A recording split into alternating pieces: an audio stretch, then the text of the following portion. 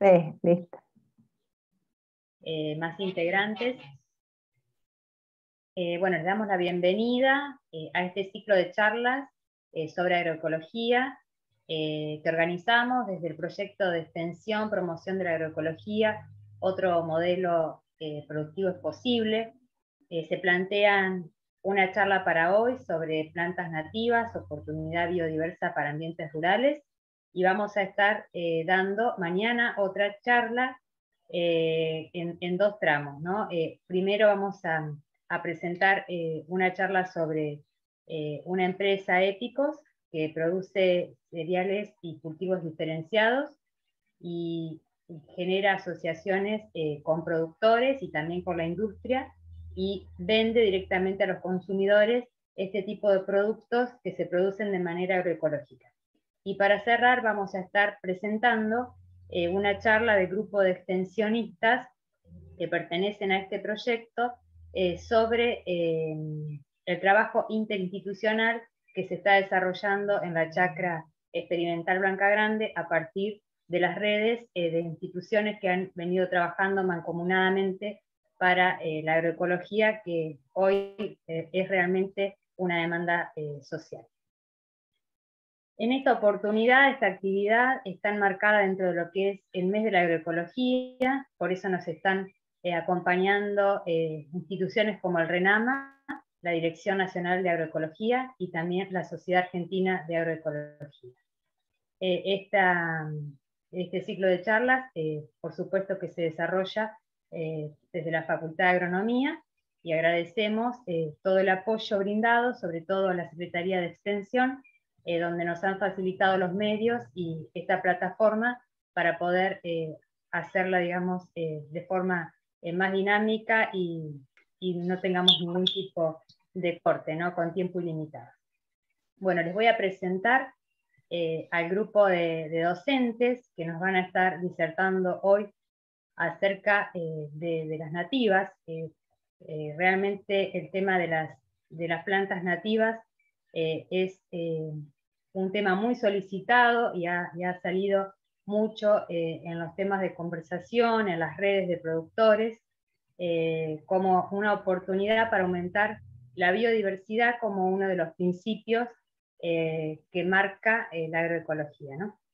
Así que bueno, los voy a dejar en manos de Cecilia Costa, que es profesora de nuestra casa, magíster, de la doctora Luciana Alcaraz, del ingeniero agrónomo y doctor Germán Miglione, y del técnico Marcos Pavón. Bienvenidos y muchas gracias por sumarse desde el proyecto de extensión que también ustedes están llevando adelante con el tema de nativas, y bueno, los escuchamos.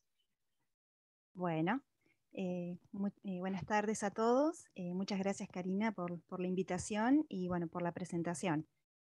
Como decías, bueno, con Cecilia, Germán, Marcos y otros tantos compañeros venimos trabajando con la temática de las plantas nativas, ¿no? Desde el punto de vista de la investigación en parte y también desde la extensión. Bueno, entonces yo voy a comenzar con la charla y bueno, después continuarán mis compañeros. Bueno, queríamos comenzar con estas dos imágenes que seguramente a todos nos resultan familiares, algunas veces, más de una vez la hemos visto en nuestro entorno, ¿no? La imagen de la izquierda, que es un pastizal natural propio de nuestra región, y la imagen de la derecha, un ecosistema antrópico, un agroecosistema típico también de nuestra región. Y bueno, nos preguntamos qué tienen en común estos dos ambientes, ¿no? Y bueno, tienen en común muchas cosas, ¿no? Sus componentes abióticos, por un lado, como el agua, los nutrientes, la luz solar, y por otro lado, los componentes bióticos que los conforman, ¿no? O sea, los seres vivos presentes en estos ecosistemas. Si hacemos una abstracción, digamos, de estos ecosistemas y tratamos de pensar en estos elementos, acá en este esquema los tenemos representados, ¿no? Tenemos a los componentes, como los productores, que son las plantas principalmente, las plantas, los heterótrofos, que son todos los consumidores, y descomponedores, que también son heterótrofos, responsables, digamos, de permitir que la materia orgánica cicle, ¿no?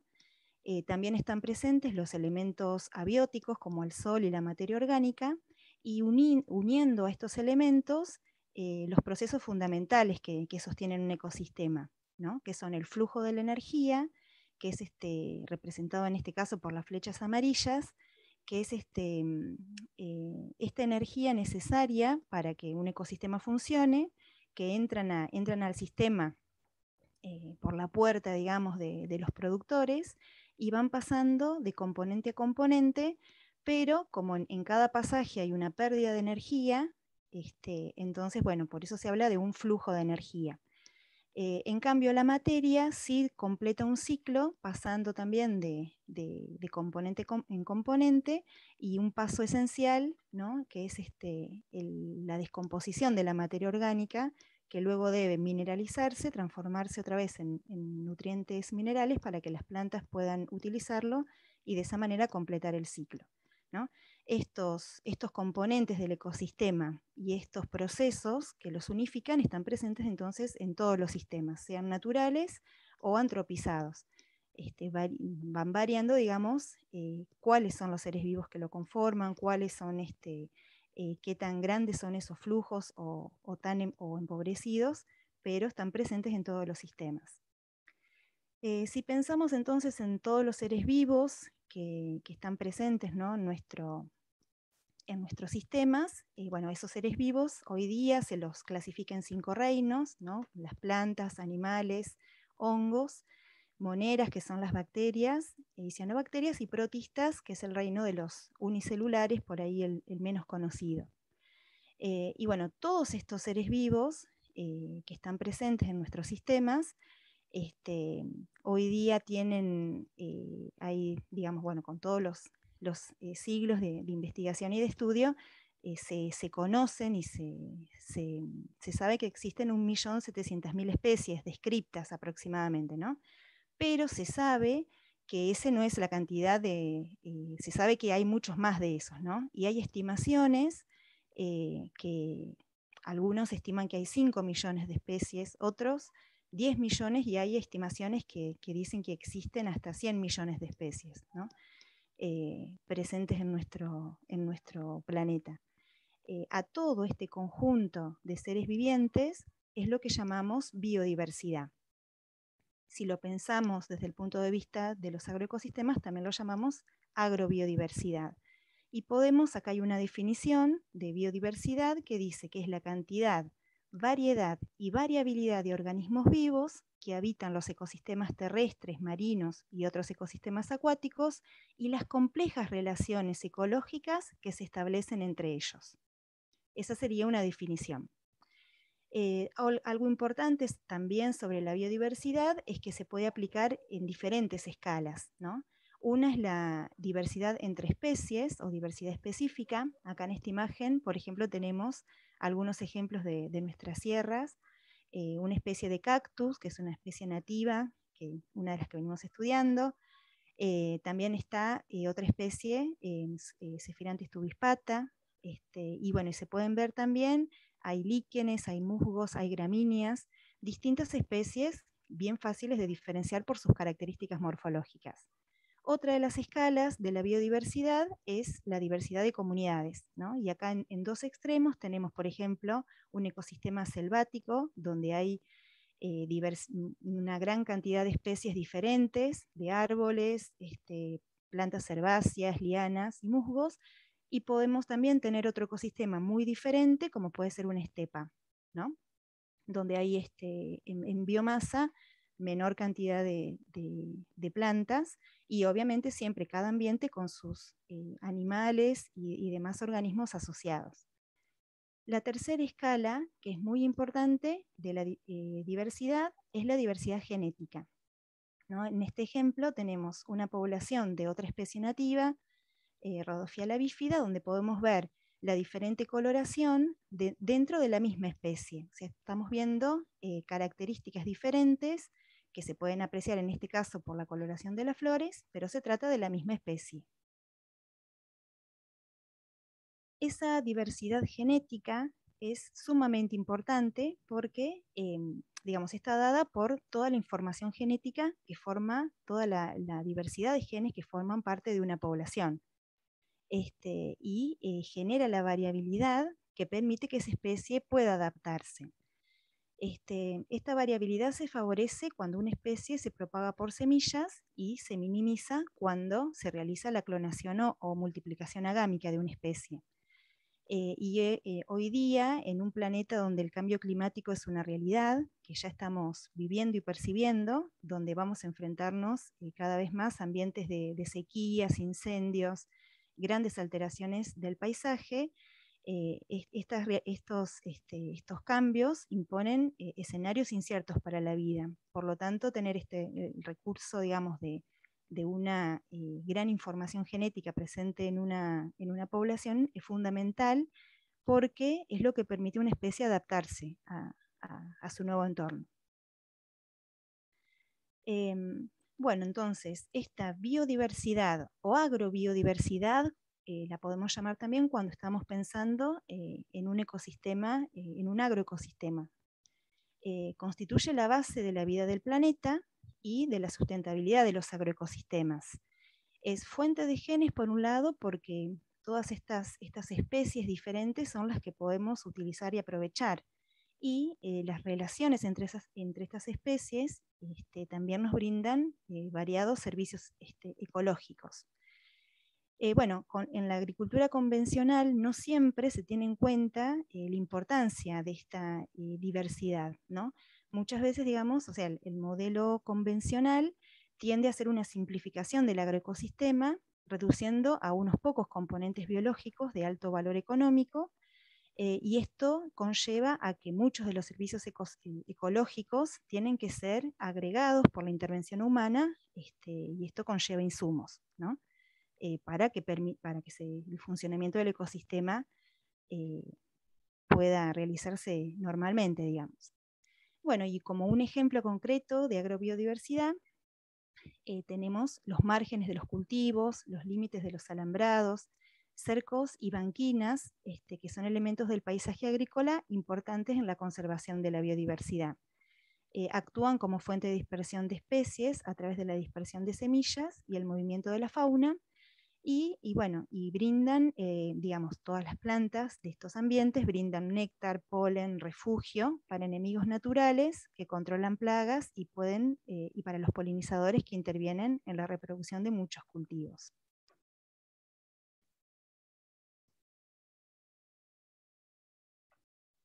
Bueno, y acá continuamos introduciéndonos, metiéndonos más ya en concreto, digamos, con las plantas nativas. Acá en estas imágenes tenemos varios ejemplos de estos bordes de camino con algunas de las especies que venimos estudiando y viendo, digamos.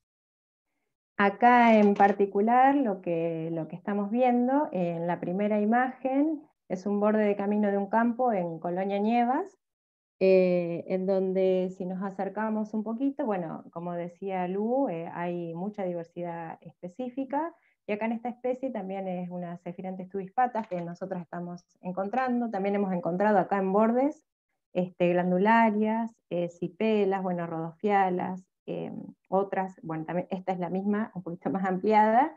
Es decir, que si nos ponemos en foco, dependiendo de dónde vayamos a mirar, a veces podemos encontrar mucha diversidad, y mucha dentro de esa diversidad son especies nativas que tienen diferentes importancias y valores.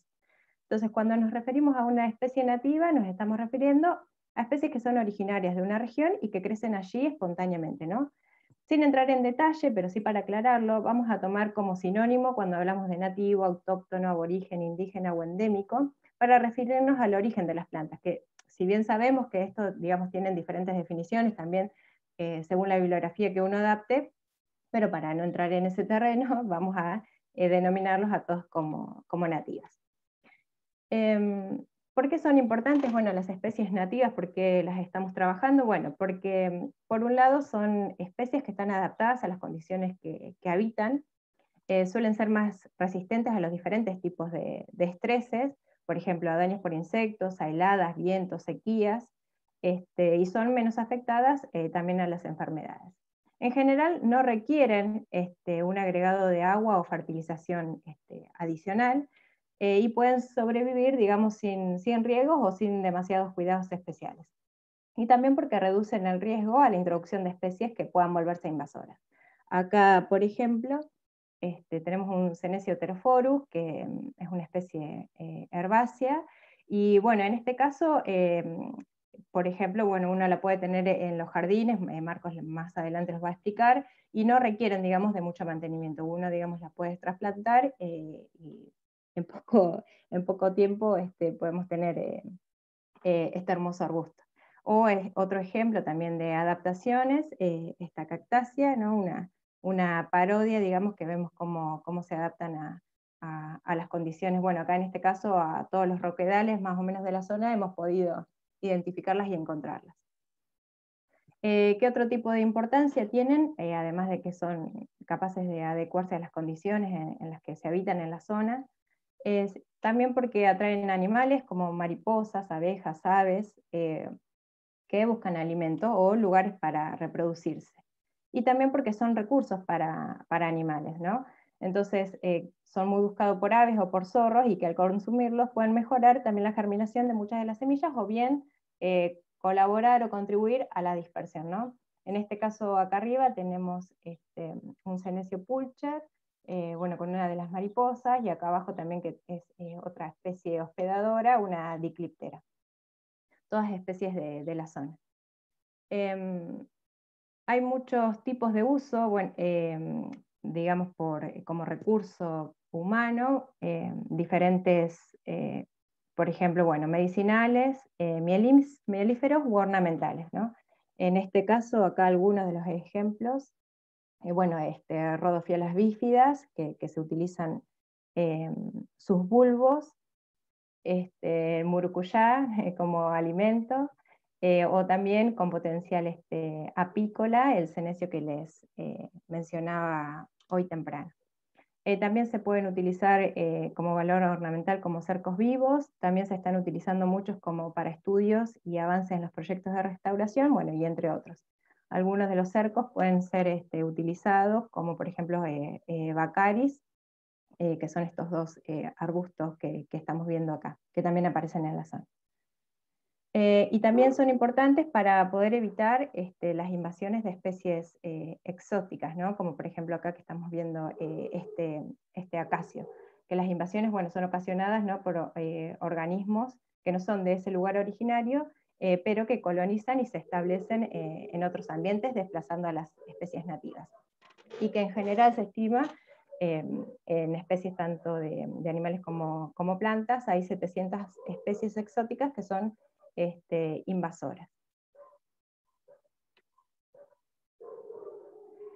Bueno, ¿por qué también qué otro tipo de importancia tiene? Bueno, actualmente se lo están, como ya les había comentado, para proyectos de restauración, también se utilizan en planes de forestación urbana, también se están utilizando, digamos, los paisajistas están proponiéndolas usar en las parquizaciones, digamos, un nuevo concepto de lo que significa la belleza de la floración, de cómo reconocerlas, de cómo cuidarlas y poderlas incorporar en los jardines, que también los chicos van a ir hablando.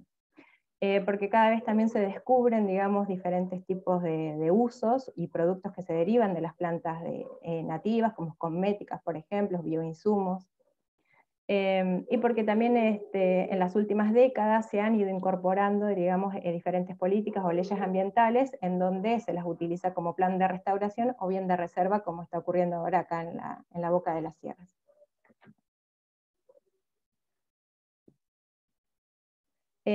Acá lo que les agregué, como son, digamos, es pequeño el tiempo que tenemos como para ir explicando todas las especies con las que trabajamos. En este link, que es biowiki.net.ar, es una página fruto de un proyecto de extensión también de la facultad.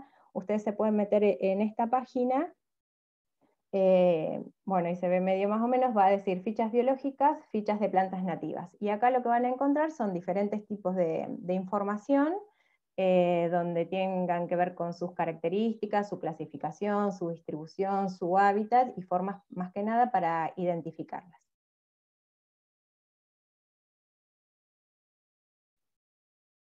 Marcos, ¿andás por ahí? Sí, acá estoy. Bueno, gracias Cecilia. Bueno, por ahí en lo que yo me he ido especializando es en la jardinería con plantas nativas, tanto en jardines privados como en espacios públicos. Y bueno, vamos a hablar un poco acerca de cómo las podemos ir incorporando a nuestros jardines y qué beneficios trae hacerlo.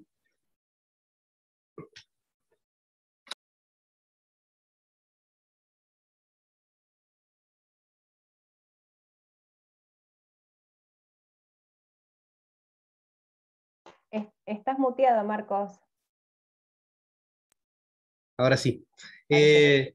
Está la posibilidad de que podamos incorporar plantas nativas a nuestros jardines privados, en nuestros hogares, eh, y también hacerlo en espacios públicos.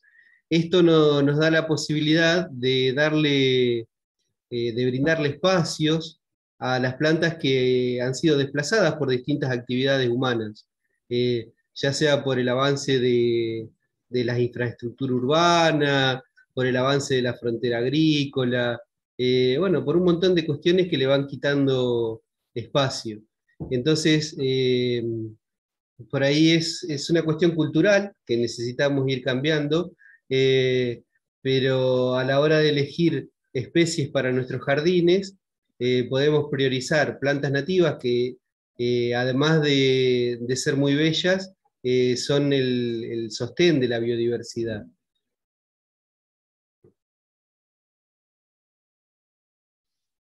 Bueno, como hoy explicaba Luciana,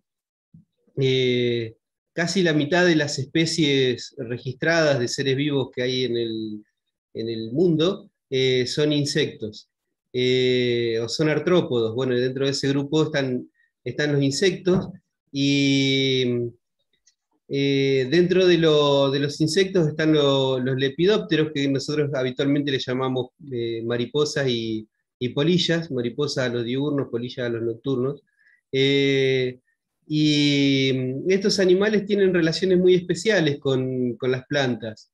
En su ciclo de vida, para reproducirse, necesitan plantas específicas y tienen siglos de mantener esas relaciones específicas, ¿no? ¿Querés pasarlo, Luciana? Uno más. Cuando las mariposas necesitan reproducirse, tienen que poner sus huevos sobre lo que generalmente llamamos plantas hospederas o plantas nutricias, que son plantas, como les decía recién, con las que tienen una relación especial. En algunos casos, hay algunas plantas exóticas que se han naturalizado en nuestros ambientes, que pertenecen a las mismas familias y a veces cumplen esa función también. Pero en general esas relaciones son específicas con plantas nativas del lugar. Nosotros, bueno, las imágenes que estamos viendo son del campus, donde funciona la Facultad de Agronomía, la Facultad de Derecho y el Instituto de Hidrología, y desde hace un tiempo venimos trabajando en la incorporación de esas especies, estudiando esas relaciones, y se ha incrementado muchísimo la cantidad de mariposas que podemos ver. Nosotros generalmente vemos las mariposas cuando son adultos, cuando vuelan, y tienen esos colores llamativos, pero para que pueda haber mariposas es indispensable que primero haya orugas, y para que haya orugas necesitamos que estén las plantas en las que se van a criar. Bueno, acá podemos ver algunas imágenes de parte de ese ciclo, orugas gregarias sobre una hoja. Algunas especies ponen muchos huevos juntos y nacen muchas orugas y se crían juntas. Otras tienen otros hábitos de reproducción, ponen un huevito solo en algún lugar y las orugas son solitarias. Otras mariposas necesitan relacionarse con otros insectos. Por ejemplo, esta es una aricoris, generalmente llamada hormiguera, porque las orugas se refugian en hormigueros. Durante el día están en el hormiguero, tienen una relación simbiótica con con hormigas, en este caso con hormigas del género Camponotus, y bueno, y después durante la noche salen a comer. Bueno, acá podemos ver las oruguitas recién emergidas de los huevitos, que son una gran cantidad, y bueno, y ya terminando o completando la metamorfosis, emergiendo de la crisálida. En este caso son de la misma especie. Y bueno, y se repite el ciclo. La mariposa, a poco tiempo de emerger, copula y vuelve a oviponer en sus plantas hospederas. Estos ciclos nosotros los podemos ver en nuestros propios jardines, si empezamos a poner las plantas que ellas necesitan, que generalmente son plantas nativas de nuestra región. Y generalmente también pasa que empezamos a ver que estas cosas suceden cuando las empezamos a observar, porque muchas veces suceden delante nuestro y bueno, no le prestamos atención. Todo como, bueno, en estas fotos hay más ejemplos de esas relaciones específicas. Por ejemplo, la oruguita que está acá sobre mi mano es una oruga de mariposa limoncito, Eurema deva, que se cría en el Zen de Campo, un arbustito nativo de la provincia de Buenos Aires y de algunas otras regiones del país. Y esta otra oruga es de una mariposa monarca, y la planta es una Asclepias meliodora, que es una planta que era muy común en nuestros pastizales, y que, bueno, a partir de la gran intervención que han tenido los pastizales, ya no es tan fácil de encontrar. También es una planta con mala prensa, podríamos decir, entre los productores, porque es una planta lactífera y es tóxica para el ganado. Si hay en el público productores ganaderos, seguro que la han sentido nombrar alguna vez, pero por ahí es bueno que vayamos haciendo la deconstrucción y de ir entendiendo que una planta que a lo mejor puede ser peligrosa en un entorno o para una producción, en otro entorno es necesaria y además no reviste ningún peligro. Por ejemplo, en un jardín le puede dar la oportunidad de reproducirse a las mariposas monarca que si bien tienen otras plantas hospederas, es en otras regiones. En nuestras regiones esta es la planta que necesitan para reproducirse. Y es una planta que tranquilamente se puede tener en un jardín urbano o rural o en un espacio público. Bueno, acá hay otros ejemplos de esas relaciones. Esta es una relación muy específica, la de la mariposa espejitos con la pasionaria, con Burukuyá. Esta es una especie de mariposa que solo se reproduce en este género de plantas. No hay ninguna planta que pueda suplantar a la pasionaria, y muchas veces las pasionarias crecen en los alambrados, como pueden, arriba de las piedras, en las banquinas, y innecesariamente son destruidas con incendios, con fumigaciones, siendo que tienen un rol fundamental, no solo para estas mariposas, sino para otros insectos que son específicos, o sea que necesitan sí o sí esta planta para poder completar su ciclo de vida, y también para muchas aves. Bueno, vemos más ejemplos de la biodiversidad que atraen las plantas nativas. En esta foto podemos ver a un sírfido sobre una flor de senecio. Los sírfidos son importantísimos para la agroecología, especialmente para los productores huerteros, porque sus larvas se alimentan de pulgones. Entonces, teniendo en nuestras huertas estas plantas mezcladas entre las hortalizas, nos aseguramos de un control natural de pulgones sin necesidad de usar agroquímicos. Y bueno, también vemos en esta imagen cómo las plantas nativas son la base de las cadenas tróficas, ¿no? O sea, en este caso, un senecio de otra especie que ha traído a una líctido, una abejita nativa, y dos pequeñas arañas cangrejo que la están acechando, ¿no? Que también forman parte y necesitan un espacio donde estar, y además son sostén de otras formas de vida. Acá hay otra arañita cangrejo, también en este caso sobre una verbenácea, sobre una loícia, y en esta otra un Dilophous, un díptero que es polinizador y que a su vez es alimento de muchos otros insectos, como por ejemplo los camuatíes. Acá hay una mantispa que está también camuflada, esperando a que vengan sus presas para poder atraparlas, ¿no? En una vara dorada, que también es una planta que crece cuando dejamos de cortar el pasto en veredas, en banquinas y todo, aparece siempre la vara dorada. Bueno, quería con esta imagen también ilustrar el hecho de que las arañas que se alimentan de esos polinizadores y de otros animales que visitan nuestras plantas nativas, también son alimento de aves, en este caso un arañero comúnmente llamado pitiayumí, es de nuestra zona, aunque no es de los más frecuentes de ver, pero creo que hay otros pájaros insectívoros que son un poco un símbolo de nuestra zona.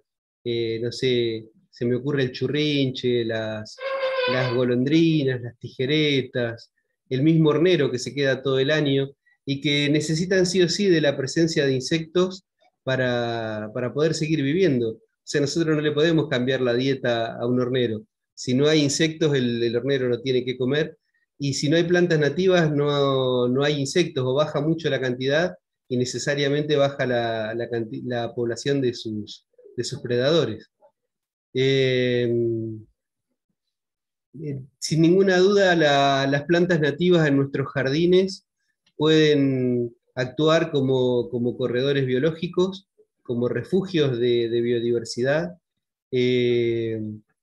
y eso se puede hacer tanto en lugares urbanos como periurbanos o rurales. Por ahí con el adicional de que en zonas rurales a veces hay, no sé, rincones, pedazos del campo, lugares que se pueden cerrar y donde se puede hacer un jardín aunque no esté contiguo a la casa o a las instalaciones, ¿no? No sé, por ejemplo, hemos visto muchos roquedales dentro de lotes agrícolas que tienen una biodiversidad muy, muy importante y que muchas veces son pisoteados después por el ganado cuando se abren cuando se abre el rastrojo para que las vacas puedan comer, y con algo tan simple como cerrar ese pedacito con un eléctrico, se puede permitir hacer una clausura y permitir que ese jardín de nativas florezca solo, sin ninguna necesidad de intervención humana, y le damos la posibilidad a muchos de estos animales, que en algunos casos ni los conocemos o no los registramos, para que puedan seguir viviendo y reproduciéndose.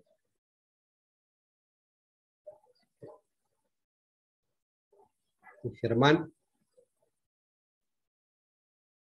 Bueno, después de la intro tan linda que dio Luciana, Ceci y Marcos, ahora vamos a pasar a una cosa un poco distinta. Yo estoy medio colado, siempre estoy medio colado en todos lados, pero en esto estoy más colado. Vamos a ver un poquito de lo que es la parte de árboles nativos, que si bien no son nativos obviamente de nuestra región, que estaba dominada por los pastizales originalmente, son nativos de Argentina. Y les voy a dar un pantallazo de lo que es su uso en las zonas rurales, como cortinas rompeviento, como monte de reparo, y bueno, y las especies que más se adaptan a esta región, siempre hablando al centro-sur de la provincia de Buenos Aires. Pasamos, Ceci, Lu. Que salgan los globitos, ¿no? Bueno, esto es un muy, muy breve de lo que fue el curso de nativas, de la importancia que tienen estos árboles como generadores de servicios y de bienes, porque los árboles a nosotros nos producen y nos dan varias cosas. Lo que comúnmente nos enseñaron en la escuela es que los árboles producen oxígeno, lo cual es cierto. Sin embargo, no son los principales productores de oxígeno a nivel mundial. Eso se lo dejamos para las bacterias con clorofila. Y tienen un gran tamaño, lo que favorece que su producción sí sea alta, no la mayor a nivel mundial, pero alta.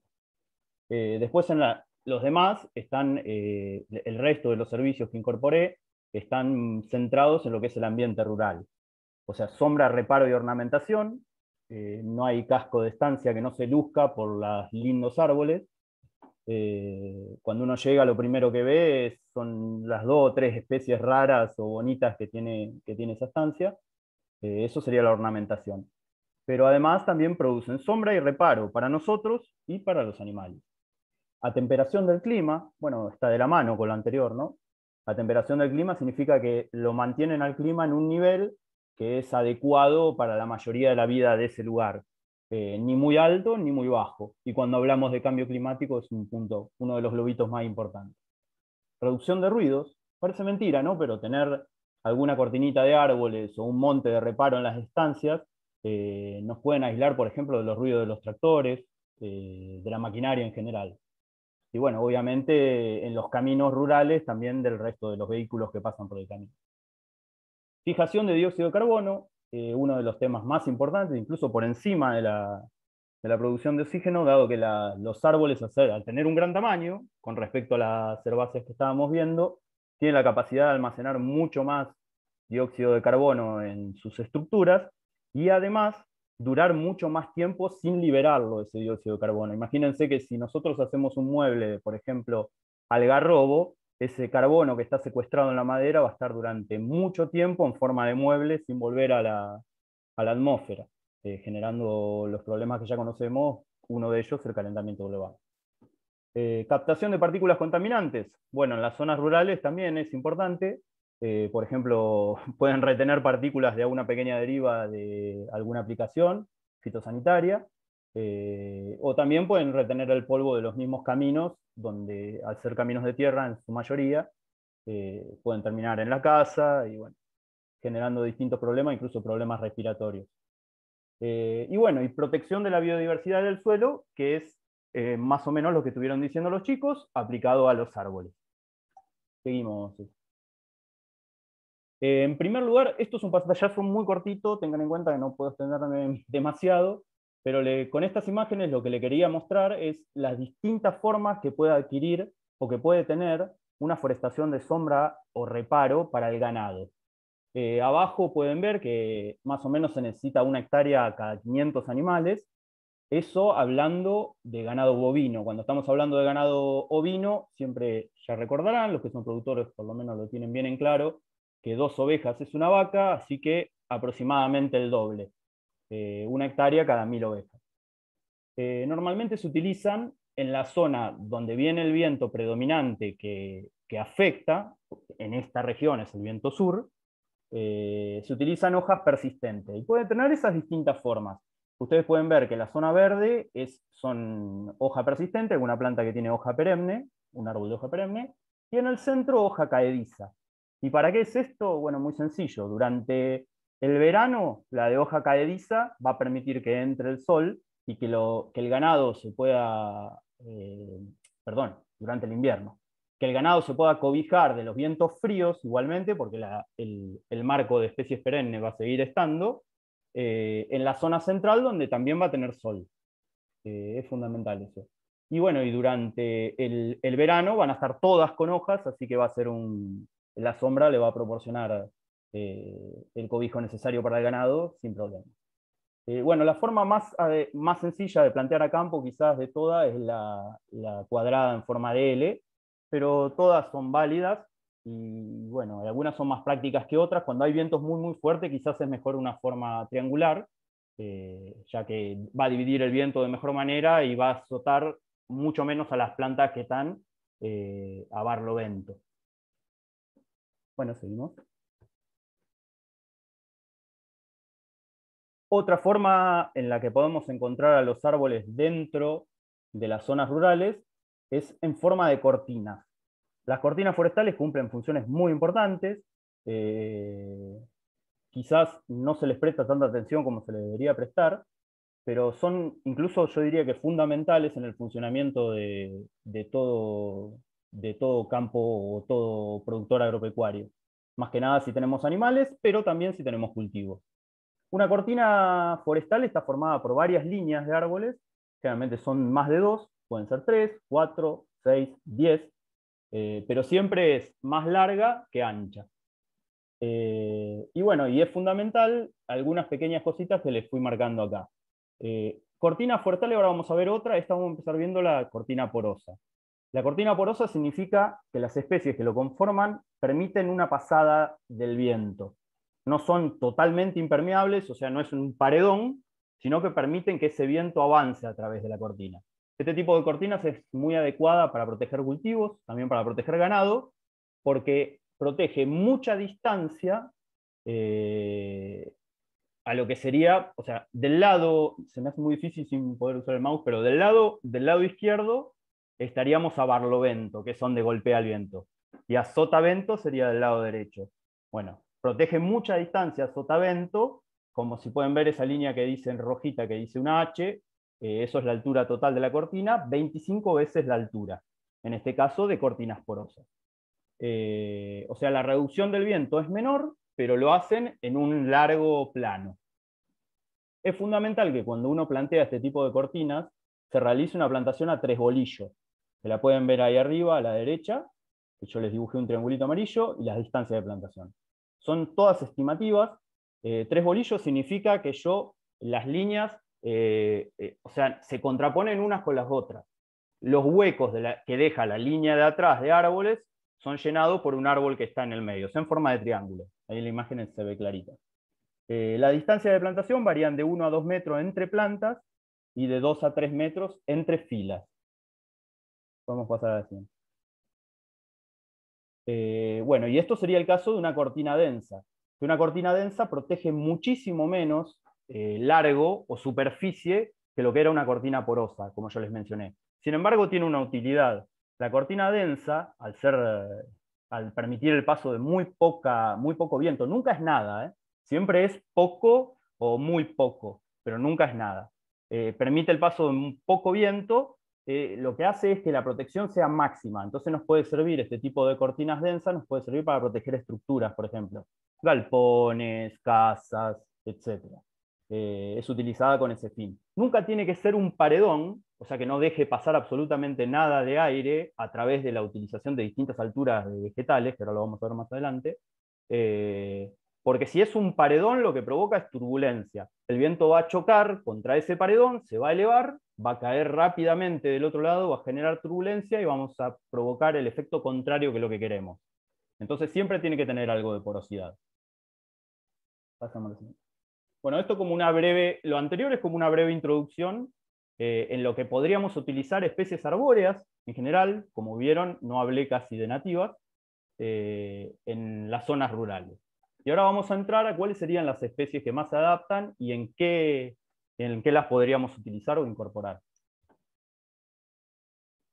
Bueno, las dividí en tres tamaños distintos. Nosotros en taxonomía, en nuestra materia, en la facultad, hablamos de especies de primera magnitud, de segunda magnitud y de tercera magnitud. Primera magnitud significa que son las más altas. Segunda magnitud las intermedias y la tercera magnitud las más pequeñas, que casi tienden a arbustivas. En primera magnitud, como ustedes pudieron ver en las filminas anteriores, la cortina tiende a tener una forma de escalera. O sea, del lado donde viene el viento predominante de la zona, el sur, en esta región normalmente, o el más molesto, va la fila que tiene menor altura. Luego de esa va una fila que tiene altura intermedia, o sea, las de magnitud intermedia, y al final de todo van las de primera magnitud. En los campos ustedes lo habrán visto mayormente hechas con una sola especie, probablemente eucalipto, o con casuarina. Eso no es muy recomendable porque nosotros no le estamos dando una forma aerodinámica a la cortina y no estamos cumpliendo el efecto que necesitamos. Entonces, enfocándonos en eso, estas serían las especies que estarían a lo último de todo en la cortina, del lado de barlovento, o sea, del lado derecho. Una de las especies que es muy recomendada, bueno, es un poco contradictorio nombrarla ya a estas alturas, porque ya se sabe que la guaribay es una especie introducida precolombina. Los incas lo trajeron porque utilizaban sus frutos con distintos fines. Sin embargo, la incorporé porque me parece que es una especie que ya está muy reconocida como nativa y ya cumple su rol de nativa en nuestra región. Bueno, la altura que alcanza es hasta 20 metros de altura, es una especie bastante alta, por lo tanto es de primera magnitud. Tiene una copa muy amplia y globosa, y su follaje es perenne. Las hojas son compuestas, el fruto es una drupa rosada, que es la famosa pimienta rosada, que se puede comprar en las dietéticas, muy codiciada. Es una planta que produce mucha cantidad, la verdad que muy bonita y muy decorativa, y además una especie útil. En esta región es difícil que alcance tanta altura, 20 metros es difícil de ver. Sin embargo, es una de las plantas que considero de mayor magnitud nativas que se pueden llegar a adaptar a esta región. Hay que tener mucho cuidado en las etapas iniciales, porque son resistentes al frío, pero las fuertes heladas las pueden dañar. Sin embargo, es una especie que tiene muchas otras buenas características, como es muy resistente a la sequía, y tiene una tremenda adaptación a distintos tipos de suelo. Incluso se la utiliza en reestructuración de canteras, de suelos de canteras, así que tiene una gran adaptación. No inundables, siempre resistencia a sequía. Otra de las especies que puede está medio, depende de la región, depende de las condiciones que le toquen, puede ser o de primera o de segunda magnitud, yo la puse en segunda magnitud, es el Salix humboldtiana, el sauce criollo. Es una especie también media controvertida en esta región porque en realidad no se sabe si ocupó o no el centro de la provincia de Buenos Aires. Hay algunos documentos que dicen que sí, pero bueno, no se sabe, no hay pruebas físicas todavía acerca de eso. Y bueno, es una especie muy bonita, casi no se la ve, a pesar de que todo el mundo cree que son los sauces que crecen al costado de los arroyos, no son los sauces que crecen al costado de los arroyos. Ese es el Salix fragilis, que es una especie invasiva, que no es nativa. Es una especie muy bonita, con una buena adaptación, igual que todos los sauces, pero requiere obviamente de suelos con una determinada humedad, o si no con riego. Es recomendado quizás cerca de agua, cerca de cursos de agua, y no tanto en zonas donde va a ser más seco su suelo. Tiene follaje caduco, o sea, es una especie que durante invierno va a perder la hoja. Las hojas son muy vistosas, raras. Si ustedes lo ven, al no estar uno acostumbrado, yo cuando lo vi por primera vez me sorprendió porque a diferencia del resto de los sauces, las hojas son bien finas, bien finas. Es llamativo. Y además tiene un porte bien erecto, la planta, ahí pueden ver una fotito, pero si la ven en macizos de muchas puntas, tiene un porte bien recto y derecho. Es súper resistente al frío, su distribución geográfica llega hasta la Patagonia, el río Colorado, así que muy resistente al frío, soporta el exceso de humedad sin problema y tiene buena adaptación a distintos tipos de suelo. Cuando yo digo buena adaptación a distintos tipos de suelo hay que tener ojo, no estoy hablando nunca de bajos salinos. Bajos salinos para forestación hay que sacárselo de la cabeza, o sea, resisten mucho los distintos tipos de suelo, pero los bajos salinos, el pelo de chancho. Y especies nativas que quizás tengan valor forrajero para el ganado, pero árboles no. Ninguna de las especies que voy a ir nombrando. Seguimos con segunda magnitud, o sea, sería la fila del medio de la cortina, las de tamaño intermedio. El tala, bueno, muy conocido, ya creo que por todos los que somos amantes de las nativas, es una especie muy conocida. Alcanza hasta 10 metros de altura, tiene un follaje caedizo, su fruto es una drupa que es comestible y también se puede utilizar para la alimentación de aves, por ejemplo. De hecho, antiguamente se lo utilizaba mucho en la región donde era endémico, se lo juntaba y se le daba de comer a las aves de corral. Bueno, sus ramas característico es que sus ramas tienen un zigzag, ahí las pueden ver abajo a la derecha, y son muy espinosas. Es una especie muy resistente al frío, no tiene problemas con el frío, es muy resistente a la sequía y tiene una gran adaptación a distintos tipos de suelos. Prefiere que los suelos no sean anegables, eso sí. Sí. Otra que también es bastante común en la región y que la han visto en el costado de los alambrados, en las cunetas muchas veces, es el Schinus longifolius, el molle. Es una especie bastante bonita, de tamaño tercera magnitud, como la puse acá, son pequeñas. Esto iría delante de todo de la cortina, acuérdense, una escalera. La más peticita, la del medio y la más alta. Siempre del lado de donde proviene el viento. Es una especie muy petiza, tiende a ser achaparrada y a tener muchos tallos desde la base. Su fruto es una drupa violácea, que la pueden ver, es muy apetecida por las aves, por eso crece en los costados de los alambrados. Atrae una gran cantidad de pájaros. Sus flores son poco vistosas, pero atraen una gran cantidad de insectos, son blanquecinas, chiquititas y blancas, ahí las pueden ver abajo a la izquierda. Es muy resistente al frío y a la sequía, y tiene una buenísima adaptación entre este y la cinacina, que la vamos a ver adelante, un poquito más adelante. Son las más adaptadas a casi todo tipo de suelos. Seguimos. La cinacina, Parkinsonia aculeata, también seguramente la gente de campo la tiene muy, muy vista. Es una especie extremadamente espinuda, muy espinosa y muy punzante, pero que tiene una enorme belleza, más que nada en el momento de la floración. La flor es muy bonita y la pueden ver, es color amarilla. Por eso le dicen aromito, porque se pone toda amarilla la planta. Y hoy en día se está incorporando mucho, a pesar de las espinas, que bueno, es un tema bastante controversial en el tema del arbolado urbano y demás. Se la está incorporando un montón porque es una especie súper adaptada a todo tipo de condiciones de suelo. Y acá estoy hablando de todo. Resiste la sequía, resiste la elevada humedad, resiste todo menos las lagunas saladas, hay que sacársela de la cabeza. Es una especie muy, muy, muy bonita. Y bueno, y como les decía, es de tercera magnitud, al igual que las otras dos que estuvimos viendo, y se recomienda en una cortina forestal, en la zona más baja o a barlovento, de donde viene el viento principal.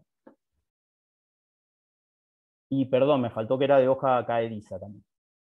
La acacia cabe no es pinillo, quizás es una especie acá conocida más como ornamental que como otra cosa. No es muy común, se la suele ver en algunas estancias como ornamental, porque se pone muy, muy, muy amarilla, incluso más vistosa que la parkinsonia, que la cinacina. Ahí pueden ver la inflorescencia, es un pompón precioso.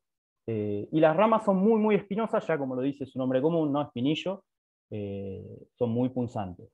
Es una especie que resiste muy bien la sequía y tiene una gran adaptación a distintos tipos de suelo, pero no soporta los suelos anegables. Prefiere los suelos secos, tiene un buen comportamiento. Y por último, la puse lo último de todo, las chicas ya lo nombraron, el Bacharis dracumifolia, su especie tandilensis, la chilca, es una especie muy importante porque es una especie verdaderamente endémica. ¿Qué quiere decir? Que es una especie que se encuentra en esta región, no como las otras que le estaba mostrando, que son todas especies que se adaptan perfectamente, pero que son nativas de Argentina, no son de esta región. Entonces es una especie que sí se adapta a esta región.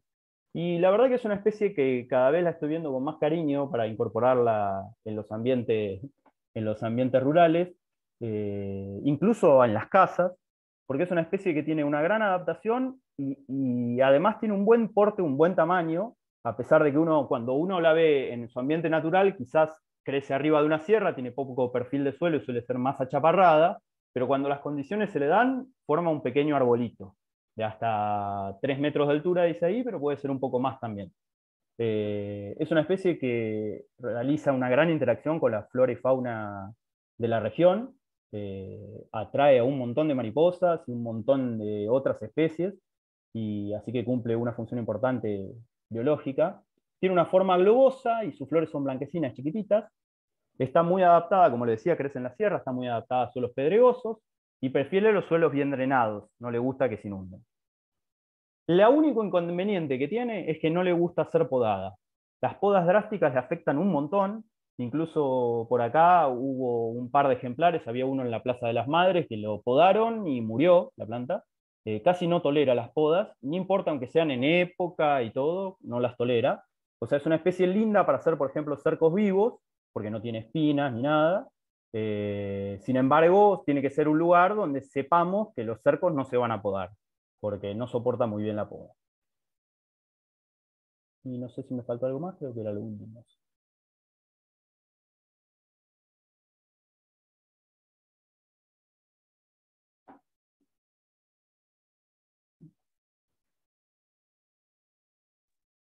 Bueno, Bueno, acá tenemos lo que les queríamos comentar acá lo último, sí, nosotros esta charla la adecuamos ahora para este conversatorio cortito.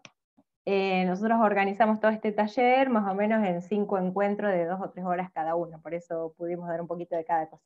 Pero les queríamos mostrar más que nada en qué áreas trabajamos cada uno.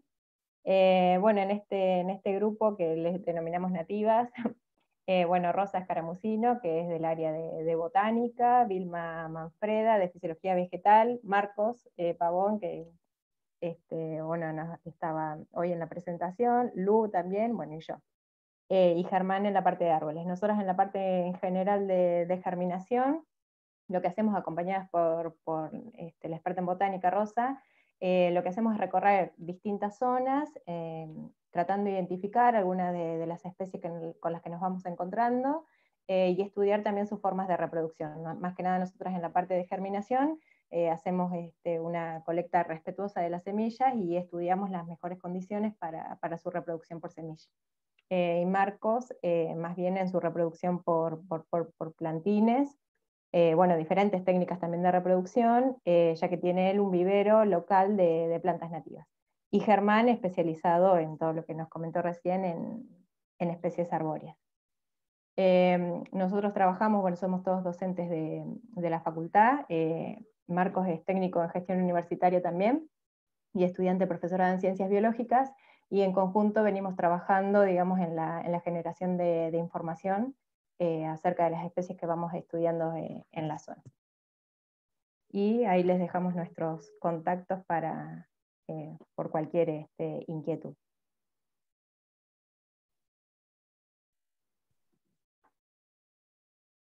Y ahora abrimos si tienen dudas o quieren conversar sobre algún tema específico. Sí, fue como me pareció muy cortito ahora que lo terminamos. Achicaron tanto que ahora les parece corto. Bueno, pero cortito. Está bueno porque queda espacio para el intercambio. La verdad que muchas gracias, súper interesante. Habilitamos para preguntas o si quieren hacer consultas. Mientras tanto se van animando, voy a hacerles una consulta. Si solamente, digamos, estas investigaciones y esta recolección de semillas las hacen en toda la parte serrana, digamos, o pueden incluir otros paisajes. Pregunto, porque nosotros por ahí estamos trabajando bastante con la chacra de Blanca Grande, y la verdad que estábamos intercambiando en el proyecto, y resultaría súper interesante poder reconocer allá la chacra experimental Blanca Grande es partido de la Barría y está en cercanía con una de las lagunas, ¿no? Y la verdad que tiene un monte bastante interesante, de unas cuantas hectáreas. Creo que está Horacio Gallardo acá presente y que está trabajando él también como asesor en un grupo Cambio Rural, donde integra también la chacra. Pero es un campo bastante ganadero, y la verdad que nos surgió la pregunta y la intriga de empezar a mirar ahora los bordes de los alambrados y espacios que están sin pastoreo de otra manera, ¿no? Y empezar a poder identificar esas especies o estar alerta, ¿no?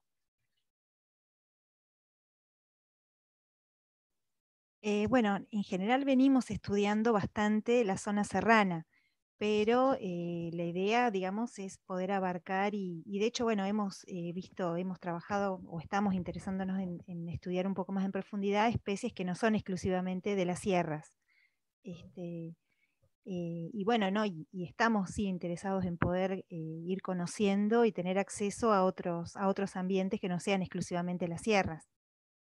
Siempre, bueno, de la mano de nuestros expertos en botánica como Rosa, bueno, que ella es quien sobre todo quien nos ayuda a reconocer las especies y bueno, poderlas identificar y bueno, con otras personas más, no solo Rosa, ¿no?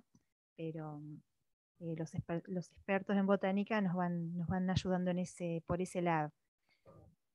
Así que sí, Cari, en ese sentido no es que no es que nos concentramos exclusivamente en la sierra, o sea, se ha dado así, que las especies que más hemos estudiado han sido más las de la sierra, pero también un poco por los lugares donde vamos teniendo posibilidad de acceder a a recorrer y a colectar semillas. Bueno, buenísimo, entonces ya Ahí agendamos una de las para ir especies que mirando. trabajamos es Cipela herbetis, que no sé si la conocen, que por ahí si llegan a tener acceso la voy a mostrar, porque está bueno compartir cuáles andamos buscando también, que es esta. No sé si la conocen, que en general nosotros acá en los bajos y cerca de los pastizales también las hemos visto.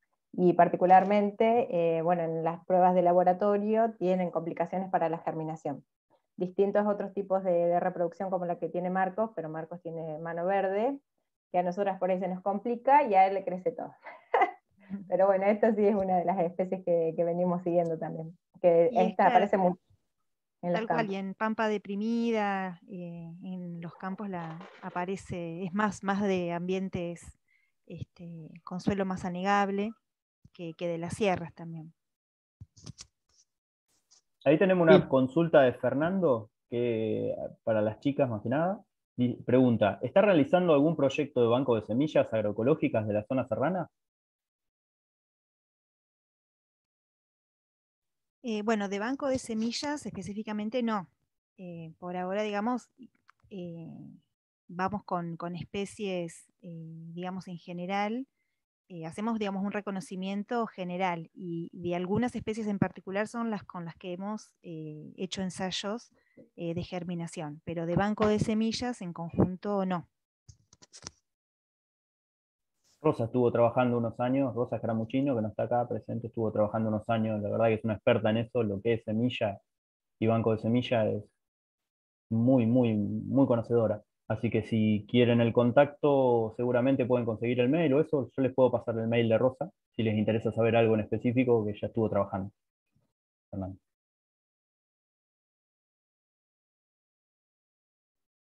Marcos, ¿vos ibas a decir algo?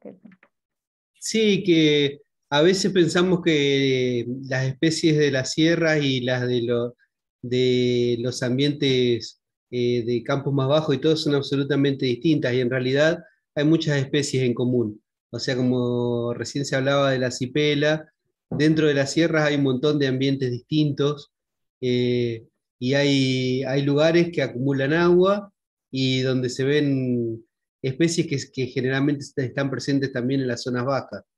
Eh, y así que no, por ahí que se esté trabajando ahora más en la sierra, no quiere decir que no, que muchas de esas especies no se puedan encontrar en otros lugares también.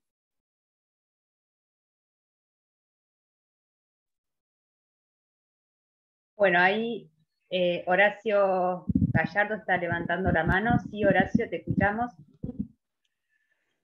Sí, no sé si se escucha. Sí, te escuchamos. Sí, te escuchamos. Ah, bueno.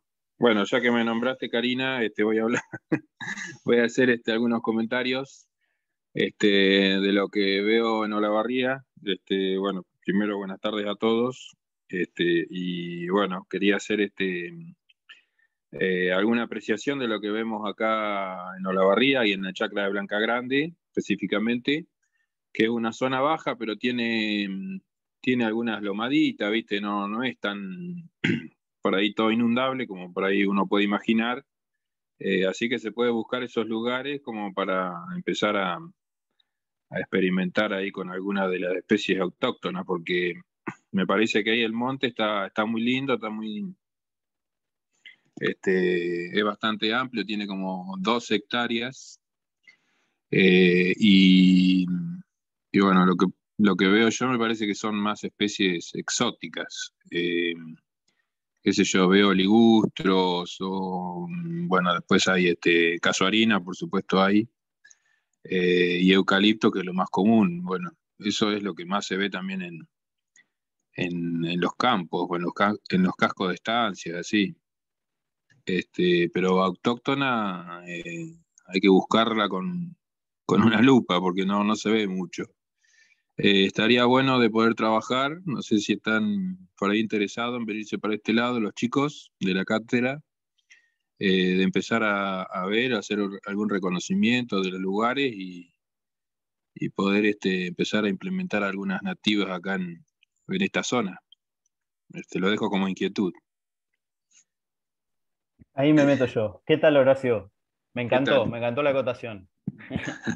Sí, es así tal cual lo estás diciendo vos, lo describiste muy bien. Yo ahora estoy presentando un proyecto de investigación que va apuntado justo a lo que vos estás diciendo, a cómo afectan los árboles a lo que es la vegetación acompañante. Así que si sale, voy a estar en contacto con vos, pasame tu contacto porque te vamos a hacer una visita seguro. Estamos buscando campos y lugares para hacer las mediciones y necesitamos distintos montes en la región para eso. Y es cierto que no se incorporan las nativas, pero también es cierto que si nos ponemos a pensar, esta región estaba dominada, como les decía, por pastizales. En realidad toda nativa acá, o sea, hablar de nativas arbóreas, en realidad uno está, no digo mintiendo, pero está en un límite que no debería estar. Casi que un árbol exótico cumpliría el mismo rol que un árbol nativo en esta región, porque la región, lo nativo, son herbáceas, principalmente gramíneas, ¿no? Así que bueno, es todo un tema muy, muy amplio que podríamos seguir conversando todo el día, muy interesante. Bueno, dejo mi contacto con Karina, que no tengo ningún problema, y bueno, abierto a todas las inquietudes. Mil Sí, gracias. además vamos a comunicarle a Alejandro, que seguramente hoy por el tema laboral no pudo estar presente, Alejandro Giaquinta, que es el director de la chacra, donde estamos trabajando, digamos, todas las instituciones un poco por el campo, ¿no? La disponibilidad, y ahí seguramente, Germán, vas a poder hacer mediciones, así que también vamos a contactar, y bueno, y Horacio está trabajando también en la chacra por el tema del grupo que él asesora de cambio rural en transición agroecológica. Por ahí comentar, digamos, nosotros que trabajamos más en herbáceas, lo que nos cuesta, digamos, ¿por qué vamos a zona serrana? Digamos, porque por ahí son las zonas que por ahí tenemos acceso, esto por ejemplo de los campos, ¿no? Nosotros trabajamos mucho en la identificación también en los bordes de los campos, en los bordes de los caminos, o sea, desde el alambrado a la calle, ese pedacito, es ahí donde por ahí encontramos la mayor diversidad, y por ahí cuando encontramos algún campo que podemos entrar con algún permiso, por ahí nos hemos encontrado de hacer algún relevamiento o un estudio, y por ahí después ese mismo espacio se utiliza para el ganado, ¿no? Y en cuestión de un ratito nada más desaparece toda la biodiversidad que habíamos identificado, porque bueno, las vacas se comen todo, y por ahí eso también, digamos, está bueno como reconocer los espacios y en algunos pequeños lugares, algunos pequeños rinconcitos, como decía Marco, por ahí preservarlos, ¿no? Que son esa fuente de biodiversidad y de riqueza que nosotras estamos queriendo recuperar también de a poquito. Eso también está buenísimo. Bueno, eso también por ahí le podemos consultar a Alejandro, de tener algún sitio como de clausura, así como para ir viendo esas especies. Y de todas maneras, creo que, digamos, los que hemos hecho algún curso, como compartimos con Horacio y otros profesionales de la agronomía, en asesoramiento para transiciones agroecológicas, la recomendación justamente son algunos parches agroecológicos y corredores biológicos, ¿no? Y estos corredores, obviamente que son lugares de clausura para ir aumentando la biodiversidad, y en eso me parece que estaría muy bueno poder interactuar para empezar a reconocer también las especies herbáceas en las que trabajan Luciana, Cecilia, bueno, y también Marcos, ¿no? Y seguramente que después todo se va complejizando, empezar a detectar el tema de insectos benéficos, polinizadores, y bueno, y cómo todo eso empieza a diversificarse, como explicaba Luciana. No sé Había si una alguien... pregunta en el chat de, ¿Sí? a ver, de Andrea Alonso, y preguntaba si hay manera de conseguir especies para los jardines particulares sin tener que ir a depredar los lugares naturales. Y bueno, hay dos cosas que hay que tener en cuenta. Una es que muchas de estas especies, si las dejamos, crecen de manera espontánea en nuestros jardines. Y bueno, o sea que para que tenerlas, en ese caso no tenemos que hacer ningún esfuerzo particular más que dejarlas crecer y aprender a reconocerlas, porque a veces en estado vegetativo no las distinguimos y las cortamos antes de que florezcan. En flores por ahí un poco más fácil reconocerlas.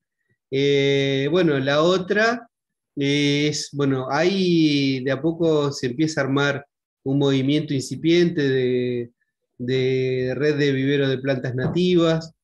Casi todo es artesanal, hecho eh, con mucho cariño y con pocos recursos, pero hay en la zona.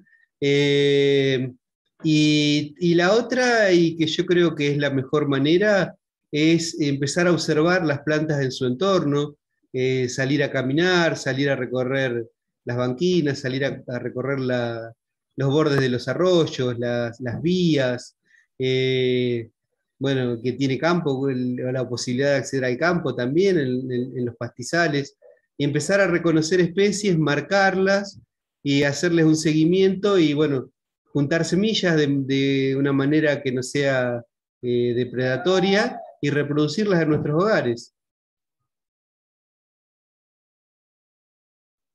Sí, eso es fundamental, lo de aprender, digamos, técnicas de reproducción, ¿no? Porque decimos, bueno, la colecta esta, ¿no? O la identificación. A veces muchas de las especies aparecen en las plazoletas y se corta el pasto permanentemente. Vamos a los parques y el mantenimiento, esa obsesión del pasto liso totalmente al ras del suelo, lo que hace es eliminar el gran potencial que tenemos de especies nativas. Muchas de estas que estamos mencionando y algunas de las fotos que les mostramos aparecen espontáneamente en nuestros patios y en las plazas, en el borde de los campos, estos que le decimos nosotros, o en bordes de camino. Nosotros por ahí solamente vamos caminando por los bordes, identificamos y las marcamos, pero por ahí a la otra semana nos encontramos que pasó una máquina para ensanchar la calle y desapareció todo ese banco natural que encontrábamos. O fuimos a un cerrito en donde había un pedacito chiquito y a la otra semana nos encontramos que cortaron todo el pasto. Entonces es muy importante, digamos, también esto, aprender a reconocerlas e intentar reproducir. Eso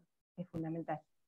Sí, estaba recordando que solía transitar por un camino semi-rural, donde había mucho paspalum quadrifarium a los costados, y había toda una comunidad ahí, era común ver los cuises en el camino, había algunas familias de parabutios, de gavilanes que cazaban cuises ahí, se alimentaban, y mucha otra fauna asociada a ese lugar. Y bueno, un día pasó la máquina de la municipalidad y listo, se terminó todo, ¿no? Entonces por ahí es bueno aprender a reconocer esas cosas antes de intervenirlas, ¿no? Porque además eso no molestaba ni para transitar, nada, era simplemente que no le gustaba el aspecto. Por eso de ahí los chicos, Hola, Andrea. Por eso ahí los chicos hicieron hincapié que siempre cuando mencionan algo que dicen que van a juntar, van a los costados de los caminos, también a veces es justamente por todo eso, porque los costados de los caminos están menos disturbados, en algunos cerca del alambrado, y entonces son una fuente de biodiversidad grande. Lo mismo en el caso de las sierras, la mayoría de los estudios que tiene nuestra facultad y de los botánicos están muy centrados en las sierras, porque claro, lógico, es un ambiente en particular, con especies particulares, y además es un ambiente de difícil acceso para el ganado, por ejemplo, lo que permite que sobrevivan o que se encuentren todavía especies que en otros lugares prácticamente no existen. Si ustedes van en estos momentos, por ejemplo, a la Boca de la Sierra de acá de la región, van a ver cómo están todos los cenecios florecidos, maravillosos, y cruzando el alambrado no hay, y justo es una molestia, nosotros los agrónomos lo sabemos bien, porque incluso el cenecio puede afectar, puede ser tóxico para los animales, así que por eso está tan combatido y por eso está tan restringido quizás a la sierra.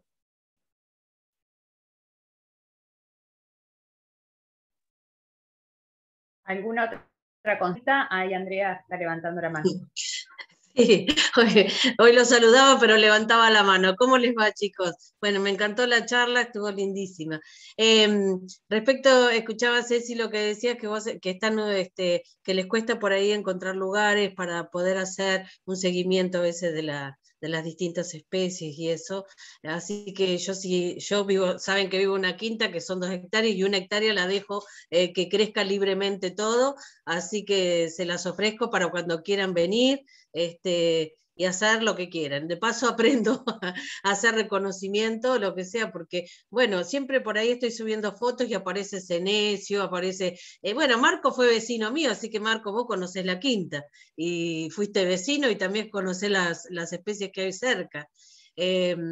Yo a veces traigo alguna vaca o algo cuando ya me tapan directamente los pastos, pero sabiendo que a lo mejor va a haber, me encantaría o sea, que crezcan en forma natural. Y además de herbáceas también hay algunas arbustivas y bueno, y en cuanto a árboles hay distintos sauces, hay un montecito de acacio negro y bueno, y por ahí en los alrededores. Es un lugar que está cerca porque es Malvinas y Tiro Federal, así que no es que hasta se puede llegar en bicicleta. Así que se los dejo a consideración para que cuando quieran, de paso, nos hacemos un asadito o algo. Bueno, si se puede. Claro, eso está re bueno cuando vamos encontrando, digamos, de algún lugar, digamos, de alguna quinta o algún lugar de gente que por ahí tiene tal especie, bueno, eso nos va dando tranquilidad que nos aseguramos que vamos a conseguir semillas cuando, bueno, sea el momento, ¿no? Y bueno, y si está cerca, mejor todavía. Claro, eso tendrían que ver ustedes, a ver si lo que hay les interesa y bueno, y si pueden, porque ahora hay de todo un poco, porque como hubo vacas, también hay distintas, por ahí hay muchas forrajeras, y bueno, por ahí hay muchas leguminosas, pero el año pasado aparecieron senecios un montón y me encantó. Después, bueno, ahora no he visto, pero bueno. Ustedes están más en el tema ese. Así que bueno, lo dejo a consideración, tienen mis teléfonos, así que cualquier cosa me avisan y listo. Muchas Gracias, Andrés. Gracias, Andrea. Buenísimo. Bueno, genial entonces. No, también comentar, digamos que nosotros después de que hacemos la germinación, obtenemos las plántulas, ¿no? Y estudiamos cómo se establece la plántula y los requerimientos para obtener los plantines. Y bueno, y con el proyecto de extensión, después, y las actividades que hacemos de transferencia y Semana de la Ciencia, lo que hacemos es regalar todas estas especies nativas, y bueno, Marcos también enseña un poco de sus formas de cuidado y de cultivo, como para promover, digamos, el uso de especies nativas en los jardines de casas, escuelas y demás. Y ahí es donde enganchamos con otra parte.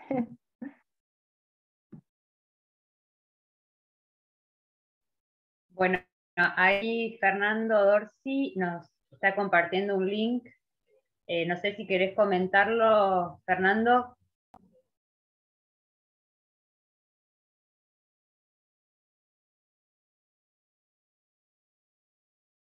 A una página de promotores del programa Pro Huerta. Me llamo Fernando Dorsi, soy promotor del programa Pro Huerta en Mar del Plata y estoy estudiando la licenciatura en Gestión Ambiental en la UNICEN. Ahí les compartí el link para que puedan ver lo que estamos haciendo de difusión de los talleres del programa Pro Huerta. Dale, gracias, Fernando. Gracias. Muchas gracias.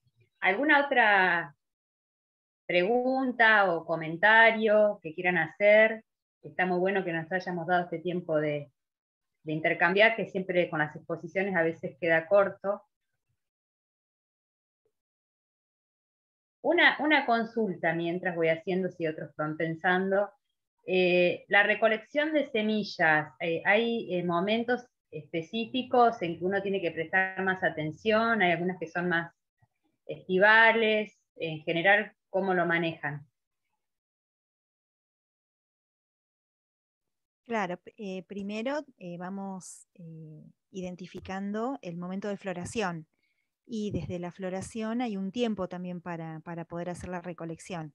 En algunos casos de las que ya tenemos muy estudiadas, como por ejemplo, bueno, una de las especies con la que está Ceci haciendo su tesis, Zephyranthus tubispata, la de la flor naranja que vimos en varias fotos, perdón.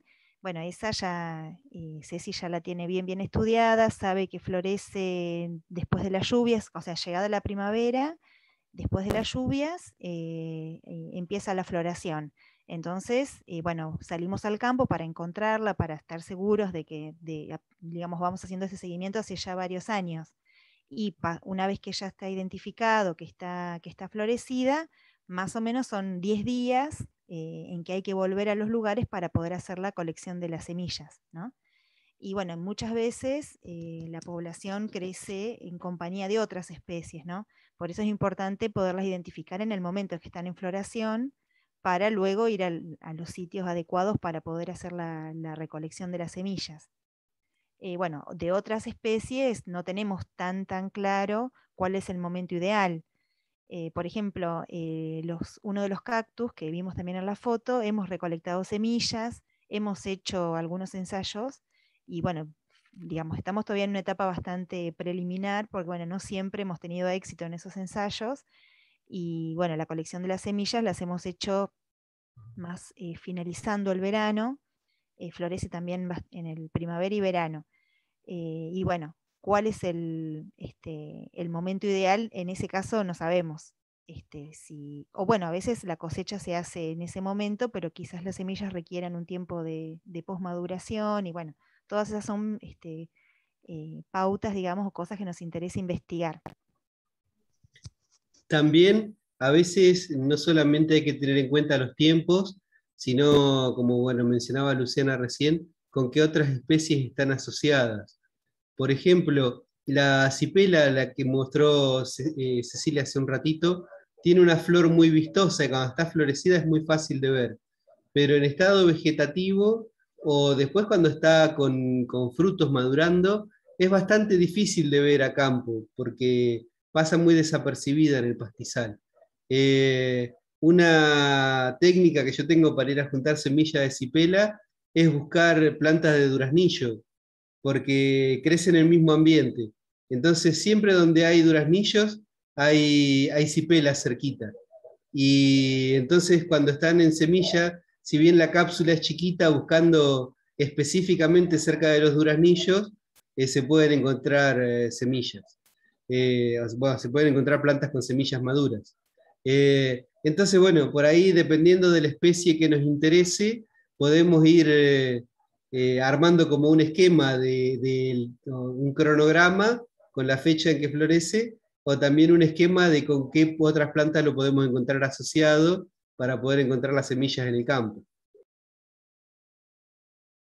Sí, quizás es un tema muy amplio, es un tema es interesante pero amplio. En el curso de nativas nosotros teníamos una clasecita sobre reproducción en general, tanto de los árboles como de las herbáceas.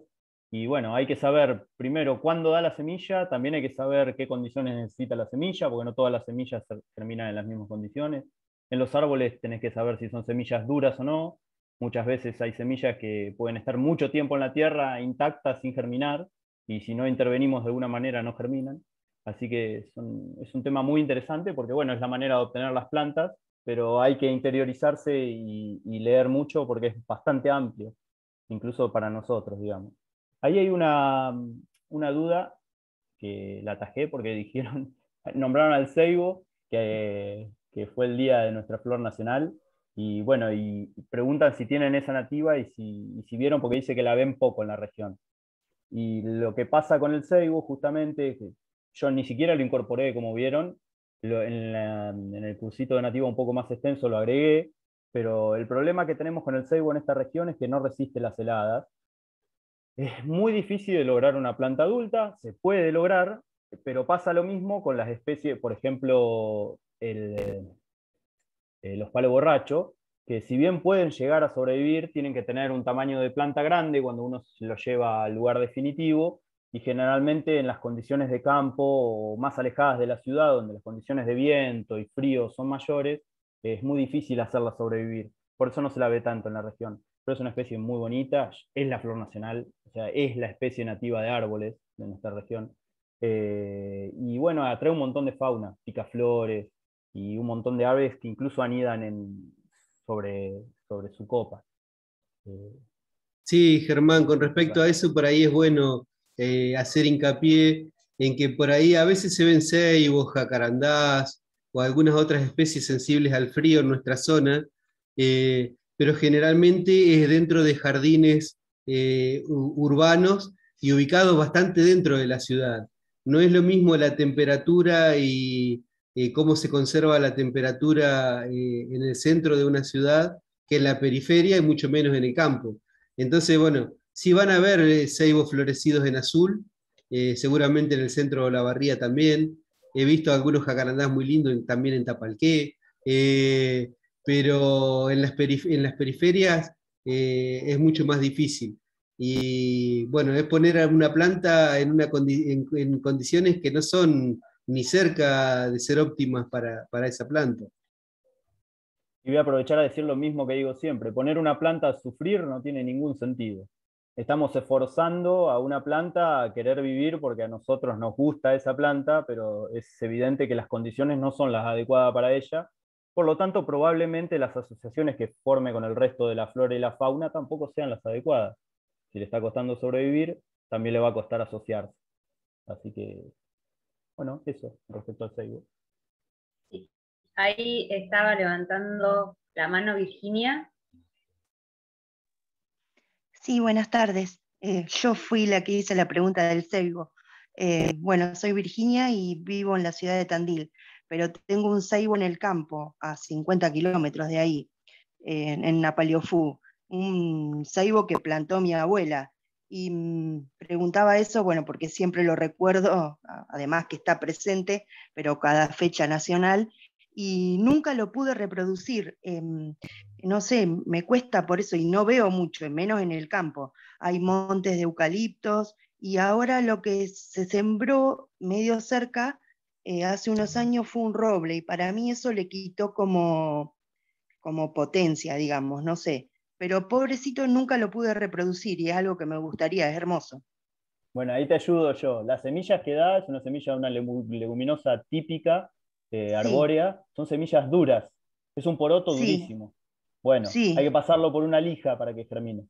Pasarlo de un Ah, lado y mirá del otro por vos. una lija hasta que se pone, Sí, viste que es color oscurito, marrón oscuro. sí, Bueno, se va a oscuro. poner clarito. Cuando se pone Ah, clarito, tú lo sembrás y en 1 o 2 días te va a germinar, vas a ver sin problema. El problema que vas uy, a tener son las heladas cuando es sí. chiquito. Y claro, y está en el campo, para colmo, bueno, es un árbol ya de añejo, ¿viste? Tiene, no sé, 60 años, capaz o más. Pero es hermoso. No sabía eso de la semilla, gracias por el dato. No, por favor. Bueno, no sé si alguien más quiere hacer algún comentario, alguna pregunta. Yo les quiero, ¿puedo hablar un minuto? Sí, sí. Bueno, les quiero agradecer muchísimo porque estuvo re interesante todo. Me encantó lo último del ceibo porque tenía la misma intriga. Y después me llama mucho la atención todo lo que hablan de que todas lo que van observando es en los bordes del camino, en los alambrados. Y yo hace unos años atrás me quedé totalmente impresionada cuando comenzó todo el tema de la siembra directa, la siembra de precisión, etcétera, y había campos que, o sea, yo los medía por teledetección, ¿no? Entonces iba viendo, además de verlo en el lugar, veía que eliminaban todos los alambrados, y yo decía, pero ¿cómo? Si tenemos corredores biológicos, supuestamente, eh, porque eran los únicos lugares donde podía preservarse la flora y la fauna, más o menos, del lugar. Y bueno, y no, porque las maquinarias eran grandes, porque esto, porque lo otro, y les convenía. Entonces, bueno, como se empezó a sembrar por ambientes, también ese era otro tema. Y yo estaba horrorizada con todo eso. Ahora lo plantean por el tema del ganado, también estoy escuchando. Y me empecé a fijar que dentro de un establecimiento estaban perdiendo hectáreas de áreas nativas con el tema de las alambradas. Bueno, y siempre estaba queriendo saber más de eso porque no tengo el conocimiento que tienen ustedes sobre las semillas, ni nada que ver. Eso no, sí la curiosidad. Así que bueno, muchas gracias por todo. Gracias a vos. Cuando se desplaza así la flora nativa, Sí. se crean condiciones para que se produzcan invasiones biológicas.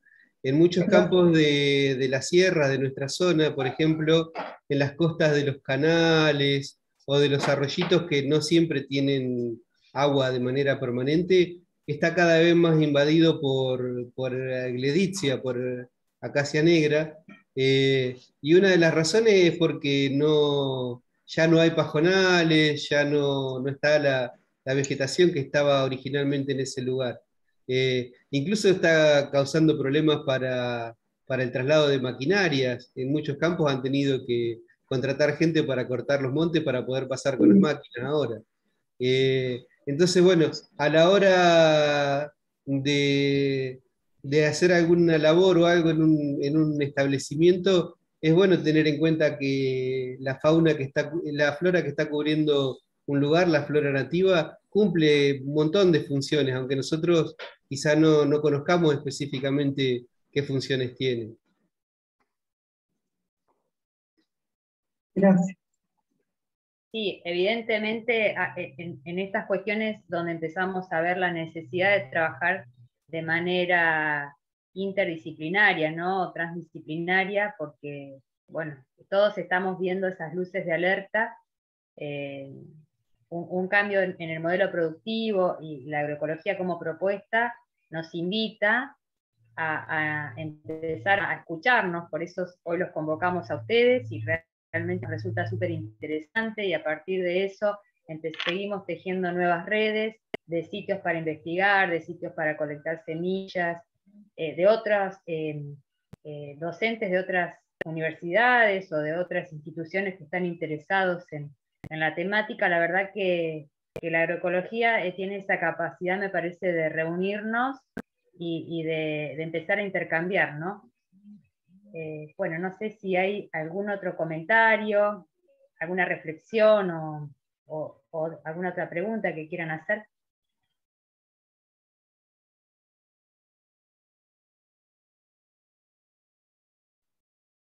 Quizás quisiera agregar algo sumándole a lo que dijo Patricia, sin meterme demasiado, porque es un tema súper amplio, que nos excede creo que a todos y a la charla, pero con respecto al uso intensivo agrícola y ganadero, son conocidas los problemas que trae, pero también son muy desconocidas las ventajas que se tiene la incorporación de especies o de mantener las especies nativas.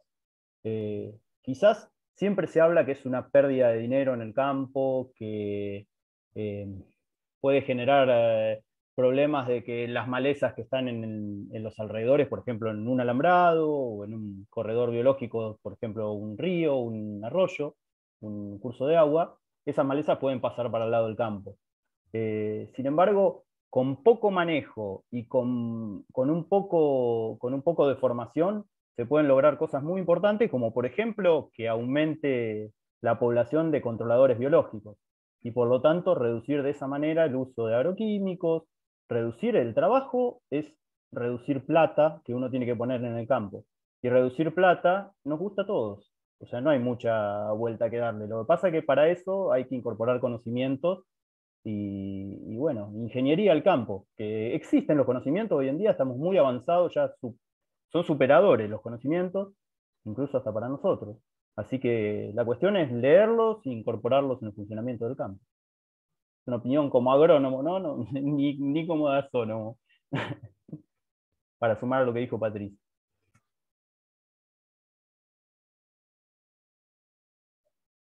Bueno, si queda alguna pregunta, algún comentario.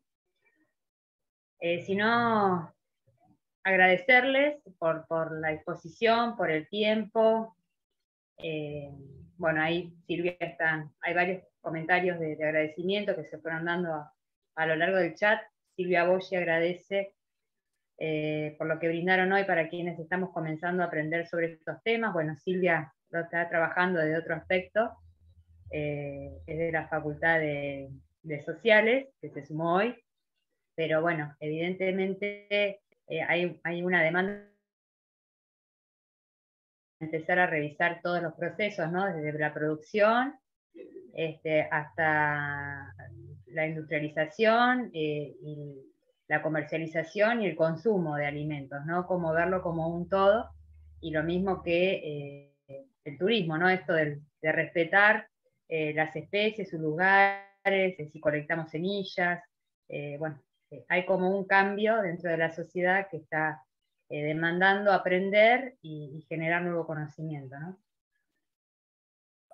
Hay por ahí un aspecto que no tocamos y que está muy relacionado con la agroecología y ahora también con las plantas nativas, y es el ecoturismo. O sea, el hecho de que haya lugares conservados hoy también es algo que se puede ofrecer como recurso para generar ingresos, que es lo que todo el mundo necesita, ¿no? Y bueno, nosotros como estamos más familiarizados con las sierras, por ahí conocemos un poco más sobre eso en las sierras, pero ya es bastante frecuente encontrar ofertas de lugares, por ejemplo, de descanso, de fin de semana, de quintas, o de cascos, en donde la flora nativa es ofrecida como parte del atractivo del lugar. Entonces también es algo a tener en cuenta que se puede desarrollar, que es una forma de conservar y de generar recursos al mismo tiempo. Sí, totalmente. Creo que esta responsabilidad como consumidores la estamos empezando a tener en todo, ¿no? En cómo consumimos turismo, cómo consumimos productos, ya nos empezamos a fijar, no solo que sean sanos, sino también incluso qué relaciones sociales se producen atrás de esos alimentos, ¿no? Con quiénes, si con más productores, con menos productores, o sea, hay muchos aspectos cuando hablamos, bueno, hoy tratamos nativas, pero cuando hablamos de agroecología y de sustentabilidad, tratamos las tres dimensiones, ¿no? La ecológica productiva, la económica y la social, no podemos descuidar ninguna. Bueno, no sé si hay alguna otra intervención, comentario. Bueno, acá Melina también escribe, muchas gracias. Es tan interesante aprender desde las ciencias sociales sobre las nativas y nuestras especies. Gracias, Ceci, por la invitación para permitirnos conocer y pensar de manera interdisciplinar. Sí, la verdad que sí. Esto es lo que la agroecología un poco nos tracciona esto. Si no hay más comentarios y preguntas, bueno, agradecerles a todos los disertantes. También comentarles que ellos tienen un proyecto específico de nativas y también se presentaron a otras nuevas convocatorias, que también trabajan otros usos, ¿no? El de cosmética, medicinal, están trabajando sobre otros aspectos. Y bueno, y agradecerles a los participantes que se quedaron hasta el final. Bueno, tuvimos un intercambio muy rico. Muchas gracias. Muchas gracias, Karina, y bueno, y a todos por escucharnos y compartir.